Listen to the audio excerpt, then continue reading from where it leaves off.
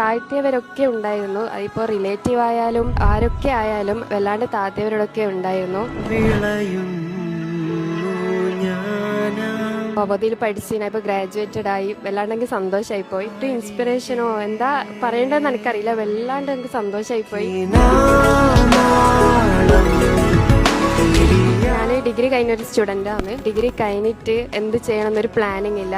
ആരും എന്ത് ചെയ്യണമെന്ന് പറയുന്നില്ല. അവരെ നേരെ മാരേജിലേക്കാണ് അവർ ഫോക്കസ് ചെയ്തത്.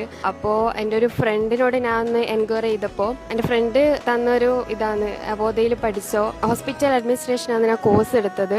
ഓഫ്ലൈനായിട്ടാണ് ഞാൻ അബോധയിൽ പഠിച്ചത്.